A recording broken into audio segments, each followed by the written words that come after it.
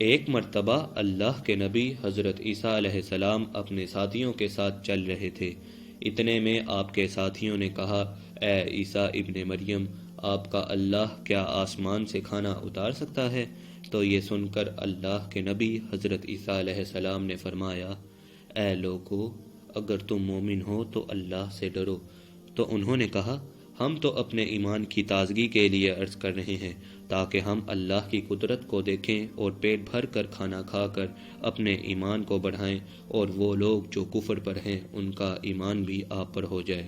بس یہ سن کر اللہ کے نبی حضرت عیسیٰ علیہ السلام نے اپنے ہاتھوں کو بلند کیا اور اللہ کے دربار میں دعا مانگی کہ اے اللہ، ہمارے لیے آسمان سے دسترخوان اتار تاکہ ہمارے اور آنے والے لوگوں کے لیے یہ نشانی عید بن جائے، بے شک تو بہترین رزق دینے والا ہے۔ بس جیسے ہی اللہ نے حضرت عیسیٰ علیہ السلام کی دعا سنی تو فرمانے لگے، اے عیسیٰ، تمہارے پروردگار نے تمہاری دعا قبول کر دی، لیکن اس دسترخوان کے اترنے کے بعد اگر ان لوگوں نے خیانت کی تو ان پر وہ عذاب نازل ہوگا جو آنے والی نسلوں کے لیے مثال بن جائے گا۔ ابھی یہ الفاظ مکمل ہو ہی رہے تھے کہ اتنی دیر میں آسمان سے فرشتے دسترخوان اتار کر لے آئے۔ اس میں 7 مچھلیاں اور 7 روٹیاں تھیں۔ بعض روایتوں میں ہے کہ آسمان سے مچھلی اور گوشت اترا، اور کچھ روایتوں میں ہے کہ ایک بڑی مچھلی خوب پکی ہوئی اور کئی قسم کی سبزیاں اور روٹیاں دسترخوان پر موجود تھیں، اور ایک روٹی پر روغن زیتون، ایک پر شہد اور ایک پر گھی، ایک پر پنیر اور ایک پر گوشت کی بوٹیاں تھیں۔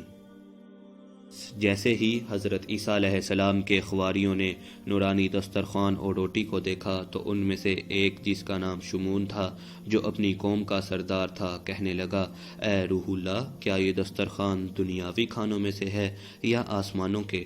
اللہ کے نبی حضرت عیسیٰ علیہ السلام نے فرمایا، یہ دسترخوان نہ دنیا کے کھانوں میں سے ہے نہ آسمانوں کے، بلکہ تمہارے پروردگار نے ابھی اسے ایجاد کر کے تمہارے لیے اتارا ہے۔ پھر آپ فرمانے لگے، خوب پیٹ بھر کر کھاؤ اور اس میں خیانت نہ کرنا اور نہ ہی کل کے لیے ذخیرہ کرنا، ورنہ اللہ کا عذاب تم پر آ پہنچے گا۔ لیکن افسوس، وہ لوگ اس کھانے میں خیانت بھی کرتے ہیں اور کل کے لیے تھوڑا تھوڑا چھپانا بھی شروع کر دیتے ہیں۔ بس جیسے ہی رات ہوئی سب پیٹ بھر کے سوتے ہیں اور اللہ کا عذاب ان پہ آ جاتا ہے۔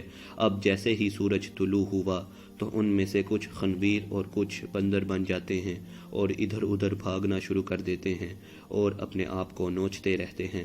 اللہ کے نبی حضرت عیسیٰ علیہ السلام نے جب ان کو دیکھا تو اللہ سے دعا کی، تو یوں تیسرے دن وہ سارے اللہ اور اللہ کے نبی کے نافرمان دنیا سے مر کے فنار ہو جاتے ہیں۔ بے شک اللہ کے نافرمان کا یہی حشر ہوتا ہے۔ اللہ پاک نے اس واقعے کو اپنی کتاب قرآن کی سورۃ المائدہ میں محفوظ کر دیا۔ ابھی اس سورت کو سورۃ المائدہ یعنی دسترخوان کہتے ہیں۔ اے اللہ، تو ہمیں ایسا بنا جیسا کہ تو ہمیں دیکھنا چاہتا ہے۔ آمین ثم آمین۔